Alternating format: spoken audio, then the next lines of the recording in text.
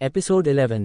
किसे चुनेगी रिया। रिया को गुम हुए अब पूरे 3 दिन हो गए थे और उसका कोई अता पता नहीं था। कार्तिक को रिया की चिंता होने लगती है। अब तो रिया के हॉस्टल वाले को भी डर लगता है और कार्तिक रिया के हॉस्टल पहुंच जाता वार्डन से बात करने। कार्तिक वार्डन से बोलता है कि उन्हें अब पुलिस कंप्लेंट कर देना चाहिए और तभी उसे वार्डन से पता चलता है कि उन्होंने ऑलरेडी पुलिस कंप्लेंट कर दी है। कार्तिक हताश होकर अपने कॉलेज पहुंचता है। कॉलेज के फर्स्ट फ्लोर के किसी कोने वाली जगह पर नंदनी किसी लड़के के साथ मेकआउट कर रही थी। कार्तिक रिया की चिंता में इतना गुम हो गया था कि उसे नंदनी वहां होते हुए भी नजर नहीं आई और यह कार्तिक की लाइफ में पहली बार हो रहा था, क्योंकि आज से कुछ दिन पहले तक ये वही कार्तिक था जो किसी कुत्ते की तरह अपनी नंदनी को कई मीटर दूर से सूंघ लेता था और आज वो नंदनी के बगल से चला गया और कार्तिक ने उसे नोटिस तक नहीं किया था। अब ये कार्तिक की जिंदगी में आई हुई नई लड़की रिया का कमाल था या फिर कार्तिक सच में नंदनी को अपनी जिंदगी से निकाल चुका था, ये तो सिर्फ कार्तिक ही बता सकता है। कार्तिक क्लास में पहुंच जाता है। कार्तिक का चेहरा देखकर ऋषि को ये साफ साफ पता चलता है कि उसे किसी चीज की टेंशन हो रही है, पर वो कार्तिक से पूछे कैसे यह उसे समझ नहीं आ रहा था। क्लास में सभी बच्चे लवली फैशन शो कंपटीशन में सेलेक्ट होने के लिए जमकर तैयारी कर रहे थे। वैसे तो कार्तिक अटेंडेंस के चक्कर में वो अपना मन मारकर कॉलेज तो आ गया था, पर कई रीजनों के कारण कार्तिक का पढ़ाई में ध्यान नहीं लग पा रहा था। उतने में प्रोफेसर अवस्थी कार्तिक को उसके best out of waste costume के बारे में पूछते हैं तो कार्तिक अपने बैग से उसका बनाया हुआ हाफ स्टिच जैकेट दिखता है। ये कलरफुल जैकेट कार्तिक ने अपने सारे फटे पुराने कपड़ों को जोड़कर बनाया था। ये देखकर प्रोफेसर अवस्थी एकदम खुश हो जाते और कार्तिक को सबके सामने कम्प्लीमेंट देते हुए बोलते हैं, Kartik I think you are back on track. अगर तुमने टाइम से कंप्लीट कर दिया तो आई फील तुम डेफिनेटली टॉप 3 स्टूडेंट्स में से एक होंगे जो हमारे कॉलेज को रिप्रेजेंट करेगा लवली फैशन शो। ये सुनकर दी रिच एलिट्स गैंग के सारे लोग कार्तिक से भन्ना जाते हैं। प्रोफेसर अवस्थी अब रोहन का कॉस्ट्यूम देखते हैं और पूरे क्लास के सामने उसके कॉस्ट्यूम का मजाक उड़ाकर कहते हैं कि जो कॉस्ट्यूम डिजाइन उसने बनाया है वो तो कोई 5वीं का बच्चा भी बना सकता है। और यह सुनकर अब पूरा क्लास रोहन पर हंसता है। ये सुनकर रोहन गुस्से में आकर प्रोफेसर अवस्थी से बोलता है, आपको मेरे डिजाइनर्स तो बकवास लगेंगे ही सर, क्योंकि आपको तो ये कंपटीशन कार्तिक को ही जीताना है। प्रोफेसर अवस्थी अब रोहन को सबके सामने डांटे हुए बोलते हैं, रोहन तुम्हारी इस बदतमीजी के लिए मैं तुम्हें इस कंपटीशन से निकालता हूं and call your parents tomorrow. उनसे मिले बहुत टाइम हो गया है, तुम्हारी तारीफ तो जमकर मैं तुम्हारे पेरेंट्स के सामने ही करूंगा। क्लास की घंटी बजती है और प्रोफेसर अवस्थी अब क्लास के बाहर निकल जाते हैं। अब रोहन कार्तिक का रास्ता काटता है। कार्तिक रोहन को साइड करके निकलने की कोशिश करता है पर समर और दिग्विजय उसका रास्ता रोक देते हैं। वो तीनों अब क्लास के सभी स्टूडेंट्स के चले जाने का वेट करते हैं और आखिरी 2 फीमेल स्टूडेंट्स को दरवाजा गार्ड करने के लिए कहते हैं। पहले तो एक लड़की ये काम करने से मन करती है, ये बोलकर कि हम क्यों चौकीदारी करें, तुम्हारे 2 मेल फ्रेंड्स हैं उनको बोलो ना। चौकीदारी वैसे भी लड़कों का काम है। और रोहन गुस्से में उसको देखता है और बोलता है, अब कहा गया तुम लड़कियों का फेमिनिज्म और इक्वालिटी का ज्ञान। चुपचाप जाकर दरवाजे पर नजर रखो वरना तुम्हारे डिजाइन का भी वही हाल करूंगा जो मैं अब इस कार्तिक के कॉस्ट्यूम का करने जा रहा हूं। ये सुनकर दूसरी लड़की पहले वाली लड़की को धकेल देती है और दोनों अब दरवाजे के बाहर पहरा दे रहे हैं। कार्तिक समझ गया था कि रोहन अब क्या करने वाला है। कार्तिक अब उसके बैग को कसकर पकड़ता है और जैसे ही रोहन उसके बैग के पास आता है वो रोहन को अपने बैग दूर रखने के लिए जोर से धक्का मारता है और रोहन नीचे गिर जाता है। ये देखकर दोनों राइट हैंड और लेफ्ट हैंड समर और दिग्विजय अब कार्तिक के हाथ से उसका बैग छीन लेते हैं। चारों के बीच हाथापाई होती है और ये देखकर लकड़ियां घबरा जाती है और वहां से भाग जाती है। रोहन अब कार्तिक के बैग से उसका जैकेट निकालता है और उसका जैकेट फाड़ देता है। ये देखकर कार्तिक को और गुस्सा आता है, वो रोहन को एक मुक्का मारता है। अब प्रिंसिपल और कॉलेज के 1-2 प्रोफेसर्स और आते हैं और इन चारों को एक दूसरे से अलग करते हैं। प्रिंसिपल उन चारों को अपने रूम में बुलाते हैं और रोहन को डांटते हुए बोलते हैं, रोहन तुम्हारी गुंडागर्दी तो इस कॉलेज में बढ़ती ही जा रही है। तुम बच्चे हो ये सोचकर हम तुम्हें छूट देते रहते थे, पर आज तो तुमने सारी लिमिट्स ही क्रॉस कर दी। रोहन कार्तिक के ऊपर इल्जाम डालता और प्रिंसिपल रोहन को चिल्लाते हुए बोलते हैं, फालतू में तुम रोहन के ऊपर ब्लेम मत डालो, मुझे वो 2 लड़कियों ने सब सच सच बता दिया है जिन्हें तुम चौकीदारी करने के लिए बाहर रखे थे। कॉल योर पेरेंट्स नाउ, बहुत हो गया तुम्हारा नॉनसेंस। रोहन अब अपने पापा को कॉल करता है और प्रिंसिपल रोहन को अपना फोन स्पीकर में डालने के लिए कहते हैं। रोहन के पापा कॉल उठाते और अब प्रिंसिपल रोहन के पापा से उसकी शिकायत लगानी स्टार्ट करते हैं और वो रोहन के पापा से पूछते हैं, आपका बेटा ऐसा गुंडागर्दी करता घूमता है कॉलेज में, अब आप ही बताइए मैं क्या करूं उसके साथ। रोहन के पापा प्रिंसिपल को बोलते हैं कि उन्हें जो करना है वो रोहन के साथ कर सकते हैं, क्योंकि फिलहाल मैं एक इम्पोर्टेंट मीटिंग में बिजी हो जो कि मेरे लिए रोहन के बदमाशियों के किस्से सुनने से ज्यादा इम्पोर्टेंट है। वो अब कॉल काट देते हैं और ये सुनकर रोहन को बहुत बुरा लगता है कि उसके पापा को अपने बेटे की चिंता से ज्यादा उनकी बिजनेस मीटिंग्स इम्पोर्टेंट है। रोहन के पापा कभी उसके लिए टाइम नहीं निकाल पाते थे और जब भी उन्होंने रोहन के साथ क्वालिटी टाइम स्पेंड किया भी तो उसमें वो रोहन की बस बुराइयां ही करते थे अपने रिलेटिव्स के सामने। और शायद पापा के रोहन की लाइफ में गैर मौजूदगी ही सबसे बड़ा रीजन था कि आज रोहन एक रईस बाप का बिगड़ेल बच्चा बन गया था। प्रिंसिपल रोहन को कॉलेज से एक हफ्ते के लिए सस्पेंड करते हैं, ये बोलकर सब प्रिंसिपल के रूम से बाहर निकल जाते हैं। इस बार रोहन और गैंग कार्तिक को बिना कोई धमकी दिए वहां से चले जाते हैं और कार्तिक समझ जाता है कि रोहन को उसके पापा की कही हुई बात ने हर्ट किया है। कार्तिक अब कॉलेज के गेट पर पहुंचता है तो देखता है कि ड्राइवर एक बड़ी सी स्माइल के साथ कार्तिक का गेट पर वेट कर रहा है। अब कार्तिक ने भी अपनी जिंदगी का ये सच मान लिया था कि दिव्या और यह ड्राइवर अब इतनी जल्दी उसकी लाइफ से नहीं निकलने वाले थे। कार्तिक बिना कुछ बोले अपनी गाड़ी में बैठ जाता है। अब ड्राइवर थोड़ा हिचकिचाते हुए कार्तिक से बोलता है, सर एक्चुअली मेरा की हक तो नहीं बनता आपसे पूछने का, पर मैं फिर भी पूछ लेते हूँ, आप कब से संभालने वालों हो सिंघानिया साहब का बिजनेस? क्योंकि जब से वो वेंटिलेटर पर गए हैं ना काम थोड़ा स्लो चल रहा है। कार्तिक ड्राइवर से इरिटेट होकर कहता है, तुम ड्राइवर हो ना तो चुपचाप गाड़ी चलाओ, ये औरतों के तरह पंचायती करने की जरूरत नहीं है। ड्राइवर बिना कुछ बोले गाड़ी चलने लगता है और अब कार्तिक को रियलाइज होता है कि उसने ड्राइवर से रूडली बात की है, तो इसलिए वो ड्राइवर के कंधे पर हाथ रखकर उससे माफी मांगता है और उसे थैंक यू बोलता है। उस देर रात उसकी जान बचाने के लिए ड्राइवर हंसते हुए कहता है, बस क्या सर, आपको सही सलामत रखना ही तो मेरी ड्यूटी है, अब अपना काम करने के लिए क्या थैंक यू और क्या सॉरी।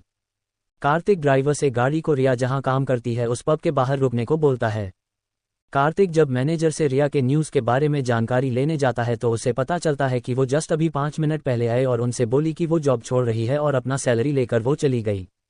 ये सुनकर कार्तिक को सांस में सांस आती है, ये जानकार कि रिया कम से कम सही सलामत तो है। वो मैनेजर से रिया का अता पता पूछता है तो मैनेजर उसे कहता है कि उसे ज्यादा कुछ तो नहीं पता, बस मैंने उसे यहाँ से निकलने के बाद सीधा उस ड्रीम मॉल में जाते हुए देखा। कार्तिक मैनेजर को खुशी में 2000 का नोट देता और तुरंत ड्रीम मॉल में आ जाता है। कार्तिक पहले पूरा ग्राउंड फ्लोर चेक करता है पर उसे वहां रिया नहीं दिखती। वहीं दूसरी तरफ रिया एक आदमी के साथ KFC में बैठी हुई थी। रिया के चेहरे पर एक फेक स्माइल देखकर ऐसे लग रहा था कि उसे इस आदमी से मिलने में कोई इंटरेस्ट नहीं था, पर फिर भी शायद किसी दबाव के कारण उसे यहां आना पड़ा। वो आदमी एकदम सरल और सुशील दिख रहा था और उसे देखकर ऐसा लग रहा था कि उसकी उम्र 30 वर्ष के ऊपर होगी। अब आप सोच रहे होंगे कि यह आदमी कौन है और रिया के साथ क्या कर रहा है, तो मैं आपको बता दूं कि रिया के पापा ऑलरेडी मुंबई तो पहुंच चुके थे और मुंबई पहुंचने के बाद उन्हें ज्यादा टाइम नहीं लगा रिया को ढूंढने में। वही गांव से विशाल को अपने साथ लाए थे ताकि रिया की विशाल के साथ शादी कराकर वो उसे वापस गांव ले जा सके, क्योंकि गांव में उनकी बहुत ही थू हुई थी रिया के गांव छोड़कर जाने के बाद। विशाल थोड़ा शर्माते हुए पूछता है, रिया जी अगर आपकी इजाजत हो तो क्या मैं आपसे एक प्रश्न पूछ सकता हूँ?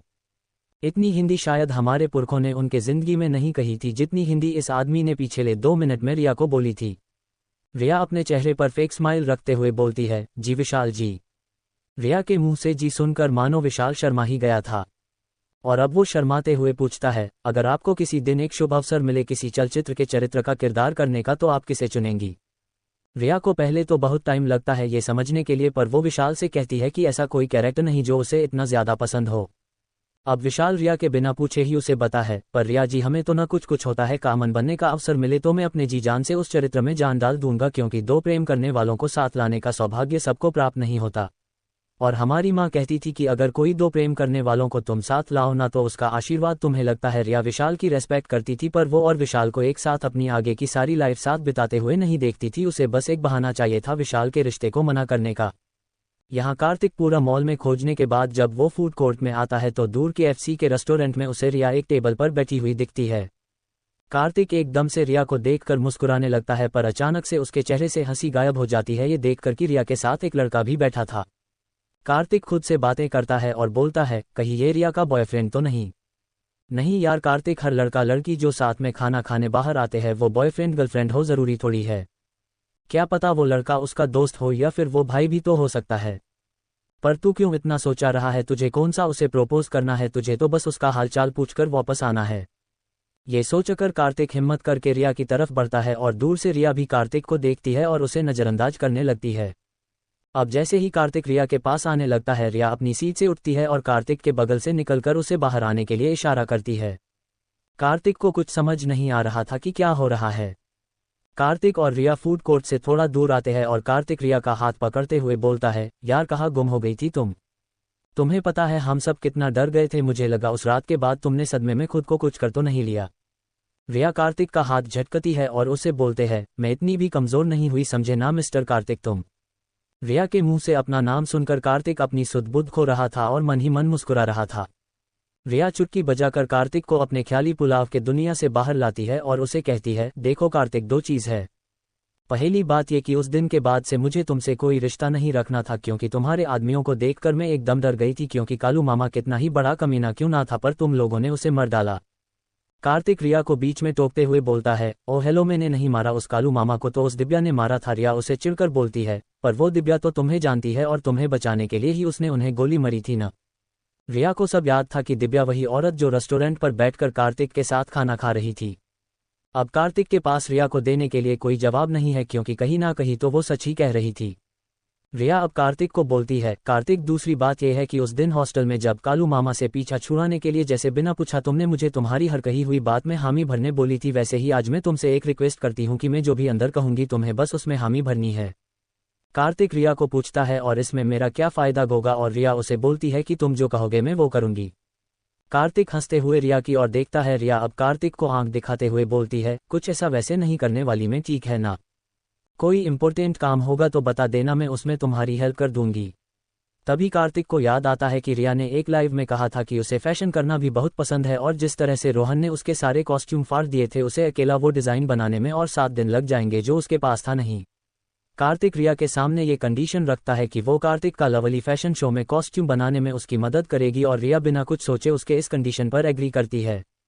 अब रिया वापस KFC जाती है और विशाल से बोलती है कि उसे विशाल को एक चीज़ बोलनी थी बहुत टाइम से, पर उसे समझ नहीं आ रहा कि वो विशाल से कैसे कहे। विशाल मुस्कुराते हुए रिया को बोलता है, रिया, तुम्हें जो कहना है मुझसे बिना झिझक कहो। रिया अब विशाल को थोड़ा हिचकिचाते हुए बोलती है, विशाल जी, अभी आपने बोला था कि अगर किसी दिन आपको एक अवसर मिले तो आप कुछ होता है कि अमन का कैरेक्टर प्ले करेंगे और 2 प्यार करने वालों को आप एक करोगे, उसी में आपको खुशी मिलेगी।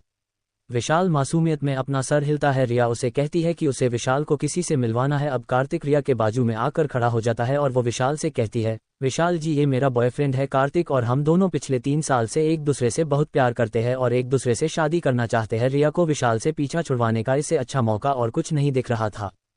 ये सुनकर कार्तिक और विशाल दोनों शॉक हो जाते हैं। क्या कार्तिक रिया की इस झूठ में उसका साथ देगा, और क्या विशाल रियल लाइफ में अमन बनेगा या फिर डरपिक चका राहुल मेहरा बनेगा? एपिसोड 12 मोहरा। कार्तिक और विशाल दोनों ही रिया की बात सुनकर एक दूसरे को हैरानी से देखते हैं, और अब झट से विशाल की हंसी निकल जाती है। कार्तिक और रिया एक दूसरे को देखते हैं और उन्हें समझ नहीं आ रहा था कि विशाल को क्या हो गया था। कार्तिक को रिया के इस प्लान में उसका साथ नहीं देना था, पर उसके पास कोई और ऑप्शन भी नहीं था, क्योंकि उस अपना कॉस्ट्यूम बनाने में रिया की हेल्प चाहिए थी, इसलिए वो भी चुप बैठा रहा है। विशाल अपना पेट पकड़कर हंस रहा था और अब वो हंसते हुए रिया को बोलता है, रिया जी, गुस्ताखी माफ हो, पर मैं अपनी हंसी को रोक नहीं पाया। रिया उसे थोड़े ठहराव भरे आवाज में पूछती है, पर इसमें हंसने जैसा क्या है विशाल जी? विशाल अब रिया के तरफ देखते हैं और उसे बोलता है, रिया जी, आपने इतनी अव्वल दर्जे का अभिनय दर्शाया, पर बुरी बात क्या आपने अपने मित्र को है बताया था कि उन्हें भी आपके जैसे अव्वल दर्ज का अभिनय करना है? बेशक वो आपके जैसा अभिनय तो नहीं कर सकते, पर अभी जो बुरा अभिनय इन्होंने दर्शाया था इससे तो ज्यादा नहीं, पर थोड़ा बेहतर तो ये कर ही सकते थे। पर इस पूरी घटना में मुझे आपके बारे में एक चीज समझ आई रिया जी की आपको अभिनय में रुचि है, बस इसलिए मैं आपके पापा जी से वार्तालाप करके उनसे दरख्वास्त करूंगा कि आपको किसी अच्छे से अभिनय कक्षा में भर्ती करे, आपकी कला उसी में ही है। ये देखकर कार्तिक को विशाल के लिए और बुरा लगता है, क्योंकि उसे दिख रहा था कि विशाल रिया से बहुत ही ज्यादा प्यार करता है। कार्तिक को कहीं ना विशाल में खुद की झलक दिखती है और उसे वो टाइम याद आता है जब नंदनी ने उसे डंप किया था। कार्तिक विशाल को उसके जितना दुखी नहीं देखना चाहता था, इसलिए कार्तिक अब जैसे जी विशाल को सच बोलने जाता है तो रिया उसे नीचे से पैर मारकर और उसका हाथ अपने हाथों में रखकर उसे इशारा करती है चुप रहने के लिए। नंदनी भी ड्रीम मॉल में अपने दोस्तों के साथ शॉपिंग पर आई थी और अब रिया जैसी अनजान लड़की को कार्तिक के इतने करीब बैठ देख वो उसे जलन होता है। कार्तिक को भी नंदनी नजर आती है। नंदनी अपने दोस्तों के साथ कार्तिक की बगल वाली टेबल पर बैठ जाती है। कार्तिक नंदनी को देखता है तो उसे उसकी आंखों में बहुत ही ज्यादा गुस्सा दिखाई देता है। रिया विशाल को हिचकिचाते हुए बोलती है कि पर आप हंस क्यों रहे हो विशाल जी, मैं आपसे सच कह रही हूँ। मैं और कार्तिक एक दूसरे से पिछले 3 साल से प्यार करते हैं और हम जैसे ही हमारा कॉलेज खत्म हो जाएगा हम एक दूसरे से शादी कर लेंगे। ये बात सुनकर विशाल के गले से अब खाना नीचे नहीं उतर रहा था। वहीं दूसरी तरफ रिया के मुंह से ये सारी चीजें सुनकर नंदनी खुद से बड़बड़ाते हुए बोलती है, कार्तिक यू ब्लडी चीट, तुमने मुझसे झूठ बोला था और मुझसे प्यार के झूठे झूठे वादे किए।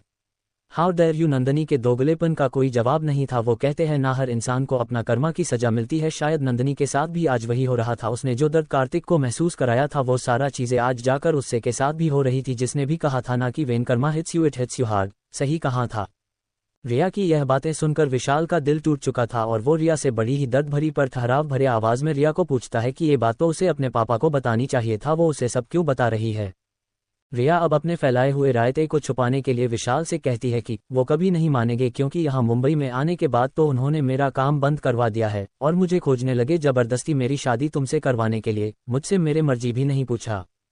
इससे पहले विशाल कुछ बोल पता नंदनी को रिया की सारी बातें सुन रही थी और वो अपने टेबल पर से उठकर रिया के टेबल के तरफ आती है और कार्तिक के सामने खड़े होकर पूछती है, तो कार्तिक, तुमने हम दोनों के अलावा और कितने जनों के साथ शादी मनाने के सपने देखे हैं। ये सुनकर रिया थोड़ा डर जाती है, क्योंकि उसे पता नहीं था कि कार्तिक की कोई गर्लफ्रेंड भी है और इत्तेफाक से वो उसी टाइम मॉल में होगी। नंदनी विशाल को बोलती है कि वो रिया को इस कार्तिक के जाल में फंसने से बचा ले। कार्तिक अब गुस्से में अपने टेबल से उठता और नंदनी का हाथ जोर से पकड़ते हुए उसे सबके सामने चिल्लाता है और बोलता है, नंदनी ये क्या बकवास कर रही हो तुम, तुम्हें भी पता है कि अब तुम्हारे और मेरे बीच में कुछ भी नहीं है। विशाल इमीडिएटली कार्तिक को नंदनी से अलग करता है और नंदनी अपने झूठे आंसू दिखाकर विशाल को बोलती है, देखा आपने इसने कैसा बिहेव किया मेरे साथ, अगर आपने इस लड़की की शादी इस लड़के के साथ होने दे दिया तो ये लड़का उसके साथ भी यही करेगा जो उसने अभी थोड़े टाइम पहले मेरे साथ किया। अब आसपास के सभी लोग इकट्ठा होकर ये तमाशा देख रहे थे। कार्तिक को बहुत ही एम्बेरस फील होता है, वो वहां मौजूद लोगों को देखता है और उनसे नजरें चुराता है। वो रिया की तरफ देखता है, पर रिया को खुद को समझ नहीं आ रहा था कि वो ऐसा क्या करे जिससे ये पूरा तमाशा खत्म हो जाए। कार्तिक रिया से बोलता है कि विशाल को सब कुछ सच सच बता दे, पर रिया के अंदर अब हिम्मत नहीं थी उसके किए गए भसड़ को साफ करने की, इसलिए वो बस चुपचाप सुनते जा रही थी। कार्तिक ने अब मन ही मन ठान लिया था कि वो दोबारा कभी रिया की मदद नहीं करेगा। कार्तिक विशाला को समझाने की लाख कोशिश करता है, पर वो टस से मज नहीं होता और ये देखकर नंदनी को बड़ा मजा आ रहा था। अब आसपास के सभी लोग कार्तिक को मरने के लिए आगे आते ही है कि रिया उन्हें रोकते हुए कहती है, विशाल जी रुकिए, मैंने आपसे झूठ कहा था, मेरा और कार्तिक का कुछ नहीं चल रहा है। ये सुनकर विशाल थोड़ा उदास हो जाता है और शॉकिंगली रिया से पूछता है, पर आपने इतना बड़ा झूठ क्यों बोला मुझसे रिया जी। रिया विशाल से रिक्वेस्ट करते हुए बोलती है कि वो उससे सब सच सच बता देगी, पर फिलहाल वो विशाल को यहाँ से चलने के लिए कहती है। वही कार्तिक सभी लोगों से चिल्ला कर बोलता है, तो सुन लिए आप लोगों ने, मेरा उस लड़की के साथ कुछ नहीं चल रहा है। कार्तिक अब नंदनी को परेशान करने का फैसला करता है और लोगों से बोलता है, मेरा इस लड़की के साथ भी कुछ नहीं चल रहा है। इन जैसी लकड़ियों के वजह से हम जैसे लड़कों का जीना हराम हो गया है। हम कुछ ना भी करे तो सब हमें ही दोषी मानते हैं। अब सारे लोग नंदनी को देखते हैं और दो आदमी नंदनी के तरफ आते हैं और उससे थोड़ी सख्ती भरी आवाज में पूछते हैं, एक क्या बे लड़की, औरत होने का गलत फायदा उठाती हो।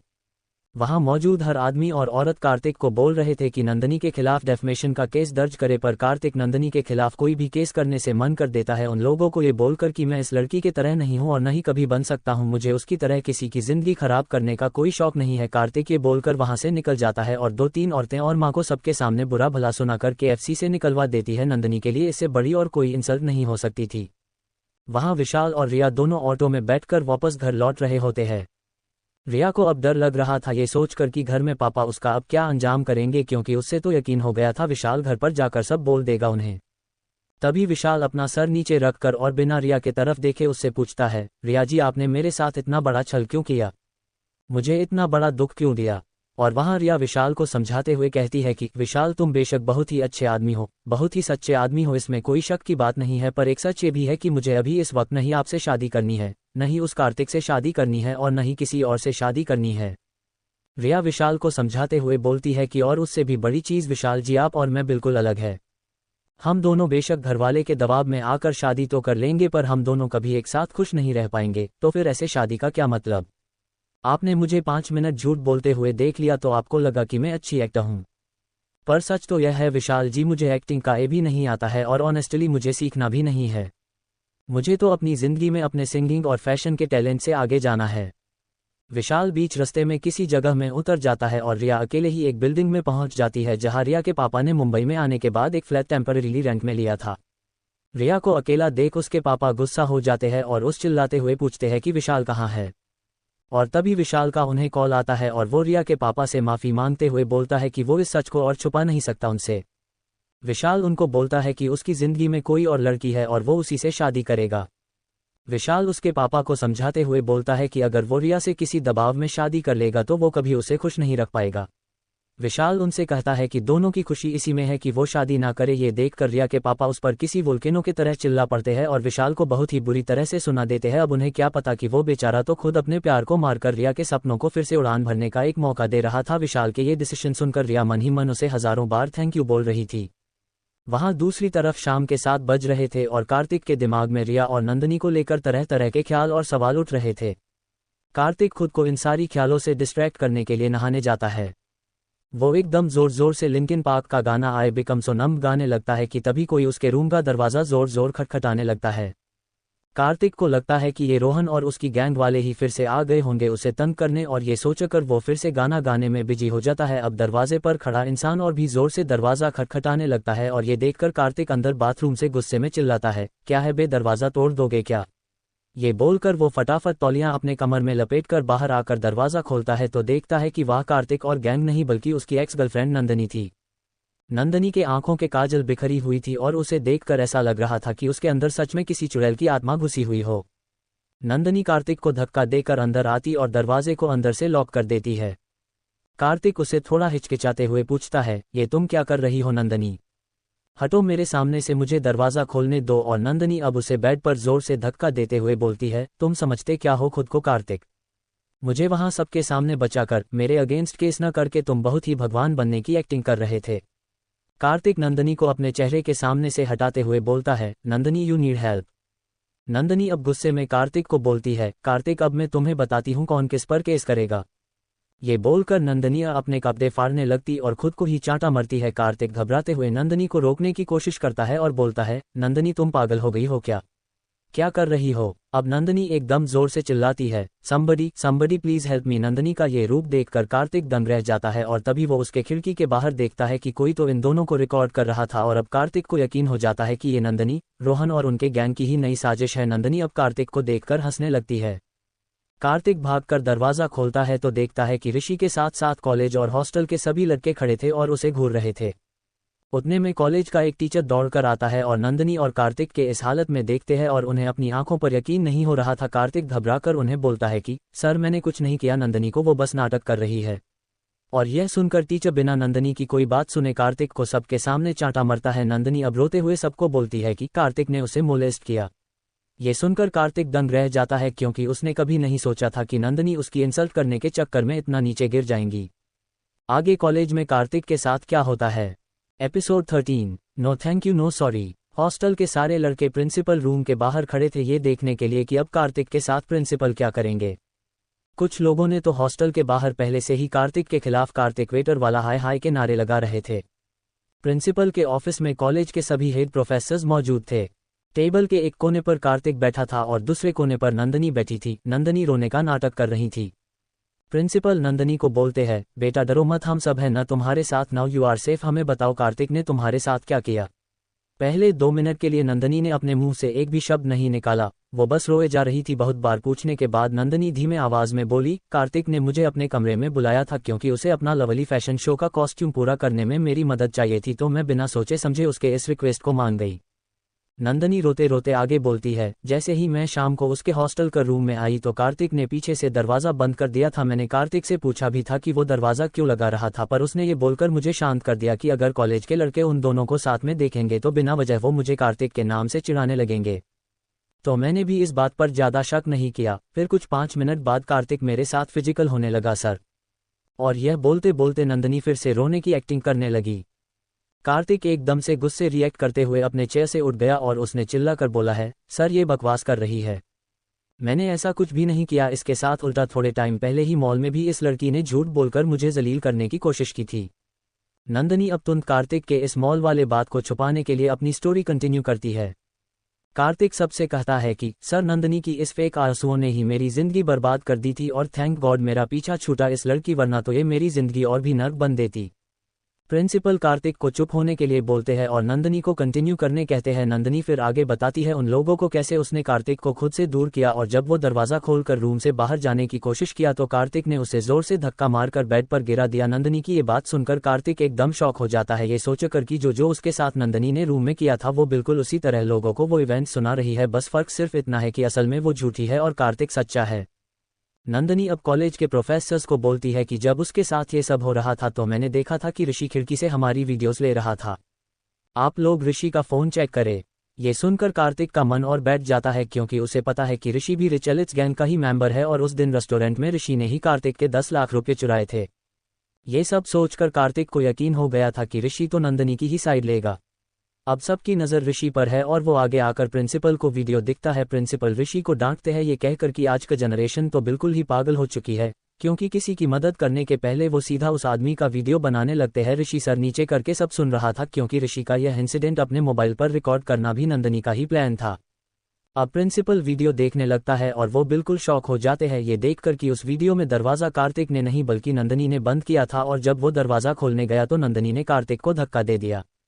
प्रोफेसर्स देखते हैं कि नंदनी ने खुद ही अपने कपड़े फाड़ दिए थे और बल्कि कार्तिक तो नंदनी को खुद को हार्म करने से बचा रहा था।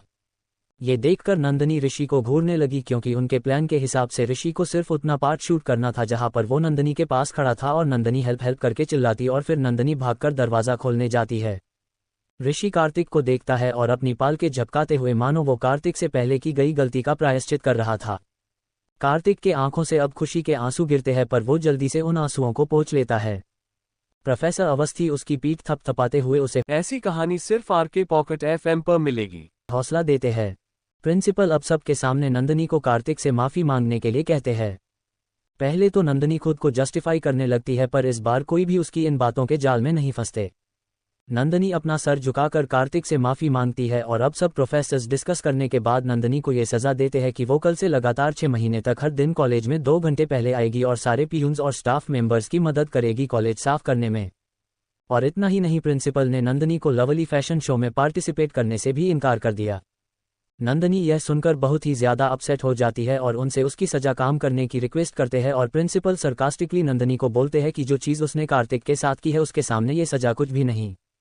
वो नंदनी को डांटते हुए बोलते हैं कि अगर कार्तिक के इनोसेंस का आज प्रूफ नहीं मिलता तो शायद उसकी पूरी जिंदगी बर्बाद हो सकती थी। ये बोलकर प्रिंसिपल सारे स्टूडेंट्स को अपने हॉस्टल में लौट जाने को कहते हैं। जैसे ही ऋषि अपने रूम की तरफ जाता है तो पीछे से उसे एक आवाज़ आती है, अबे ओ ए ऋषि। ऋषि पीछे मुड़ के देखता है तो वो कोई और नहीं बल्कि कार्तिक ही था। कार्तिक रोता हुआ ऋषि के पास आया और उसे बोले तो एकदम जोर से जादू की झप्पी दे दी। कार्तिक ऋषि को थैंक यू बोलता है और दूसरी तरफ ऋषि कार्तिक को सॉरी बोलता है। कार्तिक ऋषि को मुस्कुराते हुए बोलता है, भाई दोस्त में no sorry no thank you only दारू। वो दोनों इतने दिनों में एक साथ बैठ इतनी बातें करते हैं कि रात से कब सुबह हो गई दोनों को पता है चला।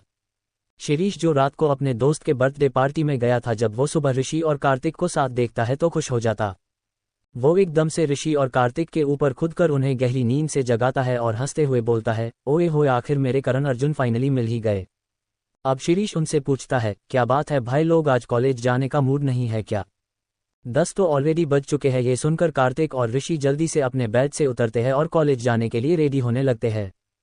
कार्तिक अब अपने हॉस्टल का दरवाज़ा लॉक करके कॉलेज के निकल रहा होता है कि वो देखता है कि वह गार्डन में नंदनी स्टाफ मेंबर्स के साथ साफ सफाई में उनकी मदद कर रही है और कुछ लड़के नंदनी का वीडियो बनाकर उसका मजाक उड़ा रहे थे। नंदनी अब कार्तिक की तरफ देखती और कार्तिक को नंदनी के लिए थोड़ा बुरा भी लगता है, पर फिर उसे नंदनी की कही हुई और की हुई वो हर चीज़ याद आती है और वो खुद को समझाते हुए बोलता है, Kartik Nandini is getting hair Karma. ये सोचकर वो कॉलेज के लिए निकल जाता है। कार्तिक कॉलेज में आता है और वो पहले बार देखता है कि रोहन और गैंग उसे बुली नहीं कर रहे थे। इनफैक्ट समर और दिग्विजय तो रोहन को कॉलेज से एक हफ्ते के लिए एक्सपेंड करने की बात से लगता है कि खुद इतना डर गए थे कि वो चुपचाप बस अपने टेबल पर बैठकर घूरने लगे। कार्तिक को कम्प्लीटली एक नया कॉस्ट्यूम बनाना था और उसे क्या डिज़ाइन बनाए ये समझ नहीं आ रहा था। प्रोफेसर अवस्थी कार्तिक को लेक्चर खत्म होने के पहले कार्तिक को सलाह देते हैं और ये बोलते हैं कि no great ideas were created sitting in a room.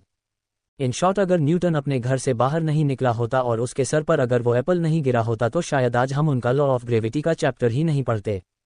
Kartik समझ जाता है कि प्रोफेसर अवस्थी उससे क्या कहना चाहते थे। कार्तिक कॉलेज खत्म होने के बाद जैसे ही गेट के बाहर आता है तो देखता है कि उसके गाड़ी के ऊपर किसी ने एक वाइट रोज का बुके रखा हुआ है। कार्तिक ड्राइवर से पूछता है कि ये किसने रखा है तो ड्राइवर उसे बोलता है कि वो खाना खाने गया था, शायद तभी किसी ने रखा होगा। पहले तो कार्तिक को लगता है कि यह फिर नंदनी की कोई नई चाल होगी उसे सिड्यूस करने की। वो आसपास देखता है तो उसके गाड़ी के थोड़े दूर एक चाय की टापरी के पास उसे रिया दिखती है। कार्तिक को आज से पहले अपने 18 साल की जिंदगी में कभी एक फूल नहीं मिला था, तो ये देखकर वो मन ही मन बहुत खुश हुआ, पर वो अभी भी रिया से थोड़ा अपसेट, क्योंकि जो उसने मॉल में उसे विशाल और कार्तिक के साथ किया वो बिल्कुल भी ठीक नहीं था। रिया अब कार्तिक के पास आई और उससे बोली, इतना गुस्सा अब माफ भी कर दो, कल रात मॉल में जो गलती की थी मैंने उसके लिए। कार्तिक रिया से पूछता है, क्या तुमने विशाल को सब सच सच बता दिया? और रिया मुस्कुराकर उसे बोलती है कि उसने विशाल को सब सच सच भी बता दिया और उसने मेरे साथ शादी करने से खुद ही सामने से मन भी कर दिया। अभी तो माफ कर दो कार्तिक। वैसे तो अभी अपसेट नहीं था रिया से, पर रिया को उसे ऐसे मनाता हुआ देखकर कार्तिक को बहुत अच्छा लग रहा था और वो रिया से गुस्सा होने की एक्टिंग कंटिन्यू करता है क्योंकि उसे रिया से ऐसा अटेंशन मिलता देख वो अंदर से बहुत ही ज्यादा खुश हो रहा था। रिया कार्तिक से कहती है कि उसके पास ज्यादा टाइम नहीं है क्योंकि वो अपने पापा से झूठ बोलकर